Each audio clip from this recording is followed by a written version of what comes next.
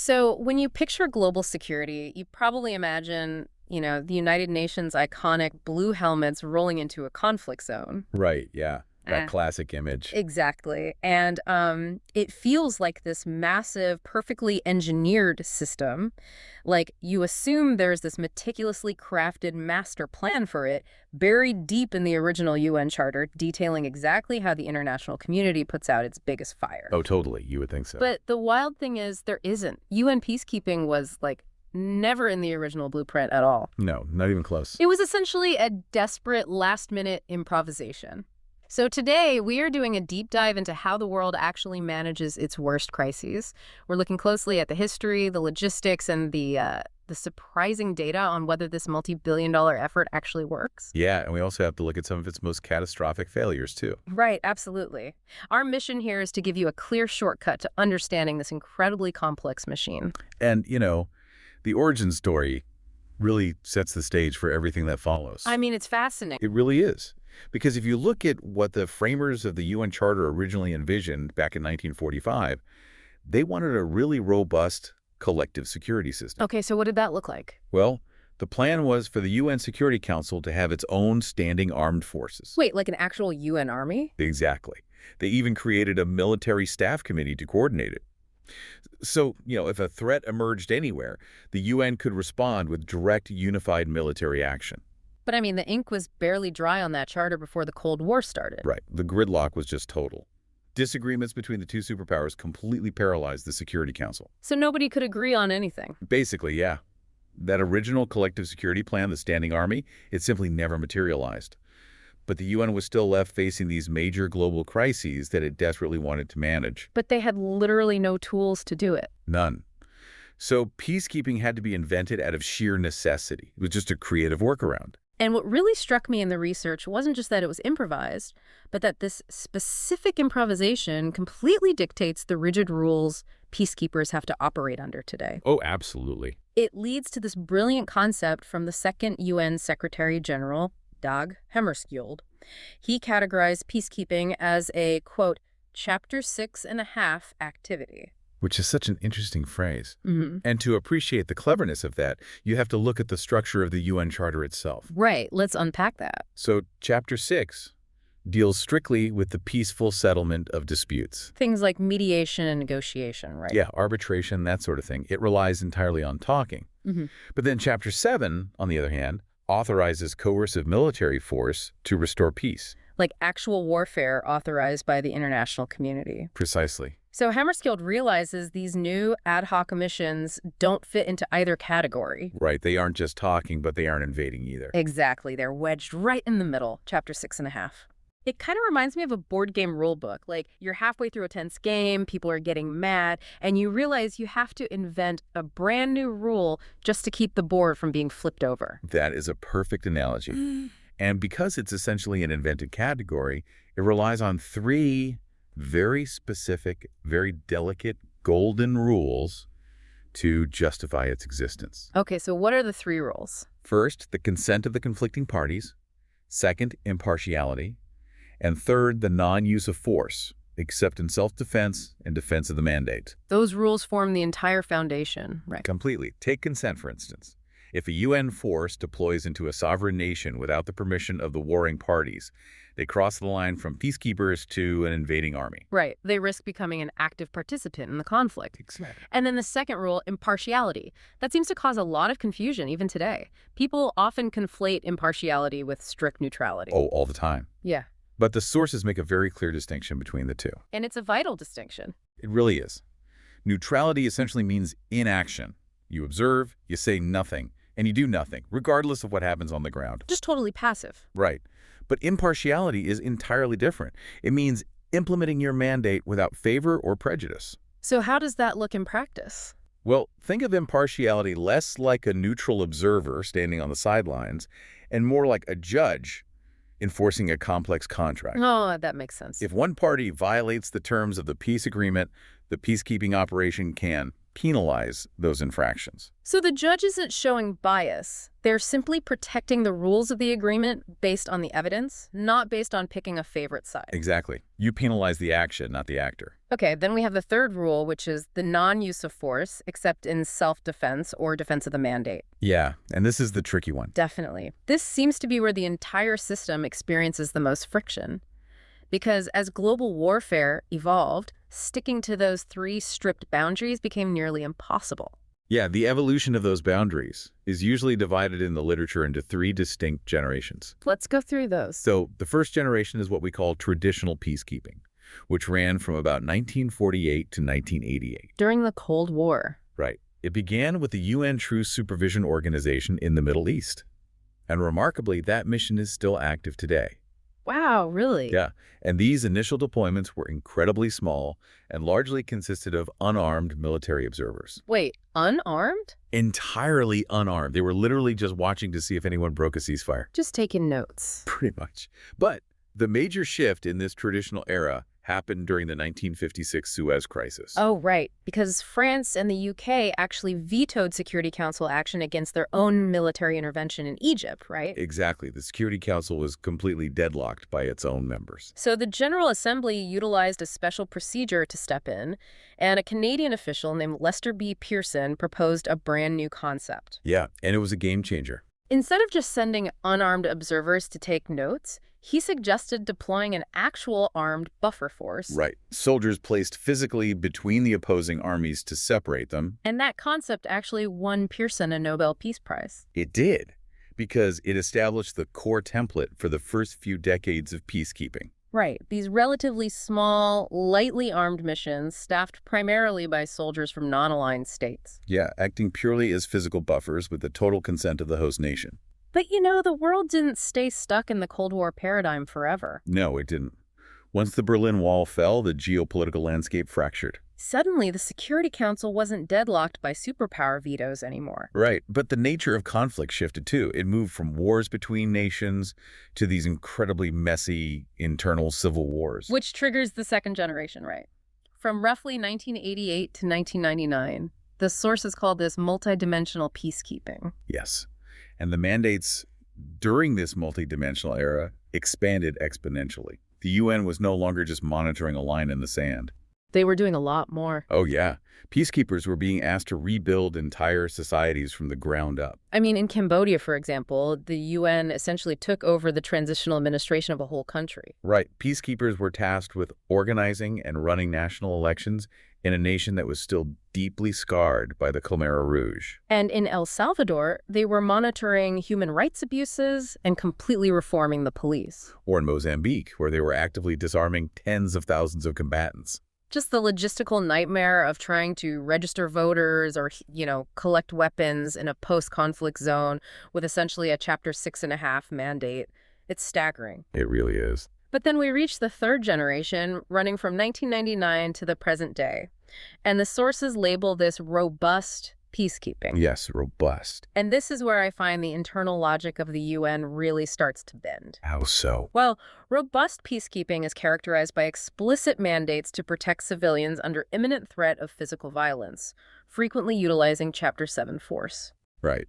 The shift to using force to protect civilians changes the entire character of a deployment. So let's look at the UN Organization Stabilization Mission in the Democratic Republic of the Congo, or MONUSCO, in 2013. Very prime example. The Security Council authorized a specialized force intervention brigade to carry out targeted offensive operations to, quote, neutralize and disarm local armed groups. They did.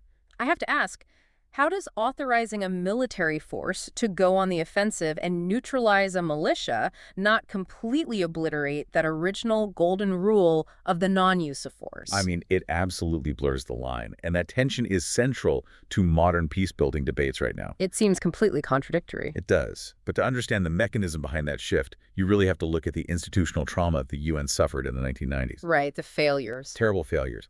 In 1994, peacekeepers in Rwanda had a restrictive traditional mandate, and they lacked the troop strength to intervene. And the result was horrific. The result was a genocide where over 800,000 people were murdered, while UN forces were literally physically present but unable to act. God, that's just awful. And then, a year later in Bosnia, the Srebrenica massacre occurred in a UN-designated safe area. Right. A peacekeeping battalion was physically there, but they were lightly armed and structurally incapable of stopping the slaughter of thousands of civilians. So the UN commissioned major internal reviews after those catastrophes, right? They did. Secretary General Kofi Annan commissioned a comprehensive internal assessment, widely known as the Brahimi Report. And what did that find? The findings were stark. The report basically concluded that adhering rigidly to the old principles of impartiality and the non-use of force in the face of mass atrocities was getting people killed. So they had to adapt. Yes. It recommended far more robust rules of engagement. So while sending a brigade to neutralize a militia in the Congo inherently strains relationships with host governments. Because you're basically shooting at their citizens. Exactly. It pushes the UN closer to peace enforcement rather than peacekeeping. But the ethical and operational justification is that the protection of civilian life must take precedence over rigid bureaucratic rules. Which makes sense ethically, but it brings up a massive logistical question. Okay, what's that? If you have these modern mandates that require heavily armed troops to take offensive action, disarm militias, and protect millions of civilians across a country as vast as the Congo, where are these troops actually coming from? Yeah. You would assume the UN has a massive military base somewhere with tens of thousands of soldiers ready to deploy at a moment's notice, but they don't. The UN has zero standing army. Zero. The entire system relies on voluntary contributions. Which is wild to think about. For every single mission, the UN has to ask member states to lend their military personnel. There is this incredibly revealing quote in our sources from Romeo Dallaire. He was the force commander during the Rwandan genocide. Yes, his insights are profound. He describes the UN as a pull system, which is terrifying when you understand the mechanics of it. Explain the pull concept. So, in a traditional national military, if a commander deploys troops to the field, the system uses a push logic. The logistics command automatically anticipates the need and pushes food, water, ammunition, and medical supplies to the front lines. Right, the support infrastructure is just built into the deployment. Exactly. But Dallaire explained that under the UN's pull system, a commander on the ground has to manually request every single thing. Oh, wow. Yeah. As a crisis is escalating around you, you have to file paperwork requesting rations or armored vehicles or fuel, and then you just wait. That sounds agonizing. You wait while a committee in New York analyzes the request, negotiates with member states to see who is willing to provide it, and then arranges the transport. So slow. He noted that in this system, common sense simply doesn't apply. I kept picturing it like trying to organize an emergency neighborhood potluck to put out a house fire. Yeah, like the house is actively burning down and you are standing on the lawn waiting to see who volunteers to bring the hose, who is willing to supply the water, and who is just standing across the street writing a check. That is a dark but very accurate analogy. And the potluck analogy really highlights the extreme vulnerability of an ad hoc supply chain in a war zone. Definitely. And when you look closely at who is providing the hose versus who is writing the check, you see a profound global divide in how peacekeeping is sustained. Oh, totally. The demographics and the financial burdens are completely segregated. Completely. The financial cost is overwhelmingly borne by wealthy, industrialized nations. Like who? Well, the United States contributes roughly 27% of the entire multi-billion-dollar peacekeeping budget. China covers about 19%, and Japan contributes roughly 8%. That's a huge chunk. Yeah. If you combine the contributions of the 5 permanent members of the Security Council, they fund almost 60% of all operations. But those countries are rarely the ones putting boots on the ground. Rarely, yes. The human capital, the soldiers actually patrolling these volatile areas, comes overwhelmingly from developing nations. Right. Looking at the data provided, Nepal stands as the largest contributor of troops, deploying thousands of personnel. Yeah, Nepal, Rwanda, Bangladesh, India, and Pakistan consistently top the list. And nearly half of all UN personnel are contributed by African nations. Right, and the physical toll is devastating. Over 4,400 peacekeepers have died since the system was created in 1948. 4,400, wow. Nations like India, Bangladesh, Pakistan, Nigeria, and Ghana have absorbed the highest casualty rates. So we have this slow-to-assemble, incredibly bureaucratic force funded largely by the Global North, staffed predominantly by the Global South, operating under improvised rules, and deployed into the most dangerous places on Earth. It's a miracle it functions at all. Right. The fundamental question for anyone listening to this has to be, does this chaotic system actually work? Well, if we isolate the macro-level academic data, the results are actually deeply counterintuitive. Okay, in what way? When researchers crunch the numbers across decades of post-conflict data, a clear and consistent pattern emerges. Peacekeeping operations substantially extend the duration of peace. Really? Yeah. One major statistical analysis estimates that a substantial expansion of peacekeeping globally would reduce ongoing armed conflict by roughly two-thirds. Wait, a two-thirds reduction in ongoing conflict? Two-thirds. How is that even possible given the structural nightmares we just described? It works primarily through the mechanism of a credible buffer. Like Pearson's idea back in the 50s. Exactly. Even if the UN force doesn't have overwhelming firepower, their sheer presence alters the calculus of the warring parties. So just being there is enough? Largely, yes. Larger deployments, specifically armed military units rather than unarmed observers, dramatically reduce civilian casualties. Oh, wow. Combatants are far more likely to come to the negotiating table and stick to an agreement if they know an international force is physically present to monitor infractions and reduce the risk of a surprise attack. That makes sense. So, statistically speaking, the sheer presence of the blue helmets saves lives and prevents civil wars from reigniting. But as impartial guides to this material, we cannot only look at the macro-level spreadsheet. No, we absolutely can. We have to address the localized failures and the active harms detailed extensively in our sources. And there are many. We already discussed the operational failures where peacekeepers couldn't stop massacres like Rwanda and Srebrenica, but there are also profound systemic harms inflicted by the missions themselves. Yes, the sources document severe, systemic issues of sexual exploitation and abuse committed by peacekeepers across multiple deployments. It's awful to read about. It is. Investigations have revealed widespread abuses in places like Bosnia, Cambodia, the Democratic Republic of the Congo, Haiti, Liberia, and the Central African Republic. Doesn't the UN have oversight for this? Well, the UN has established a conduct and discipline unit to track these allegations. But independent reviews consistently note that the reliance on troop-contributing countries to prosecute their own soldiers leads to a severe lack of accountability and substantial underreporting. Because the UN can't actually court-martial them. Right. Exactly. The host nations have to do it, and often they don't. And then there is the devastating operational failure of the Haiti cholera outbreak in the 2010s. Oh, a massive tragedy. This is a crucial example of a mission actively introducing a deadly threat to a vulnerable population. Yes. Following a massive earthquake, Nepalese peacekeepers were deployed to a base near the Artibonite River. And the systemic failure wasn't just a matter of generally, poor sanitation. It was much worse. The waste management infrastructure at the UN base was deeply flawed, allowing untreated sewage to leak directly into the river system, which local communities relied upon for drinking and bathing. And cholera had not been recorded in Haiti prior to this deployment. Right. The resulting outbreak infected over 800,000 people and killed roughly 10,000. 10,000 people. And what makes the institutional response so difficult to process is that, initially, the UN invoked legal immunity under its charter to dismiss lawsuits from the victims' families. Yeah, they fought it in court. It took years before a Secretary General formally apologized for the UN's role in the outbreak. So how do you reconcile these two realities? How do you balance the statistical truth that having a UN presence globally reduces conflict by two-thirds with the micro-level reality that these missions can introduce disease, exploitation, and systemic harm to the exact communities they are mandated to protect? That tension is actually driving a major debate in current peacebuilding scholarship right now. It's often referred to as the local turn. Okay, the local turn, what does that mean? Researchers are questioning the very mechanisms of how these top-down missions operate. Think about how a massive UN bureaucracy defines success. Right, like what metrics they use. Exactly. A mission commander headquartered in New York or a capital city might look at a spreadsheet of conflict metrics, see that a peace treaty was signed by two rival warlords, and declare the mission a statistical success. Because the large-scale violence stopped on paper? Precisely.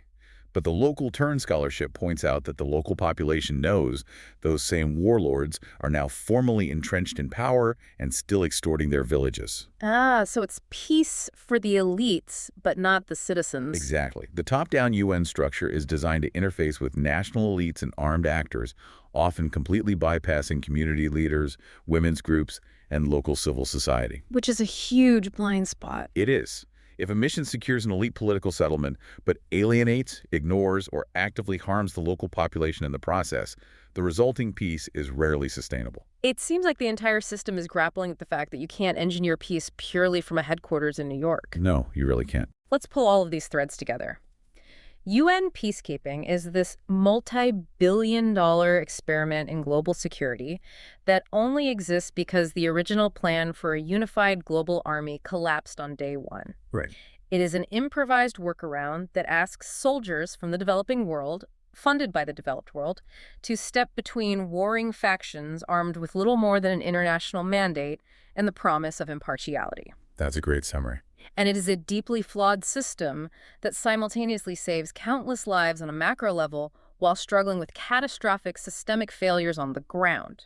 And this imperfect system is currently facing what might be its most severe existential threat yet. What's that? A crisis of consent. Really? Yeah, the very first golden rule we discussed, the consent of the host nation, is eroding rapidly. Oh, wow. Over the past few years, tensions between UN missions and host governments have escalated dramatically. So host countries are actively revoking their permission and telling the UN to pack up and leave. We saw this prominently in 2023. The multidimensional integrated stabilization mission in Mali, known as MINUTESMA, was forced to close completely at the explicit non-negotiable request of the Malian transitional government. Just told them to get out. Yep. And other massive deployments in the Central African Republic and the Democratic Republic of the Congo are facing intense political pressure and repeated demands for accelerated drawdowns. And it doesn't look like there's a new generation of missions waiting in the wings to replace them, does it? No, the pipeline is entirely dry. Based on the data in our sources, the UN Security Council has not authorized a single new peacekeeping operation since establishing a justice support mission in Haiti back in 2017. Wait, not since 2002? Not a single one. We are currently experiencing the longest gap without a new mission since the Cold War deadlock of the 1980s. The political appetite for massive, multidimensional peacekeeping is just disappearing. Which leaves us with a critical thought to end on. Think back to that metaphorical board game. Right, where they had to invent a rule. Exactly. The players invented Chapter 6.5 to keep the entire board from flipping over. But that improvised rule only works if the players agree to let the referees on the field. Yeah, that's true. If host countries continue to revoke their consent, if the pipeline for new deployments remains completely empty, and if those iconic blue helmets are simply no longer invited into the world's most volatile conflict zones, you really have to wonder. Wonder what? Who or what is going to step into the void to manage global peace?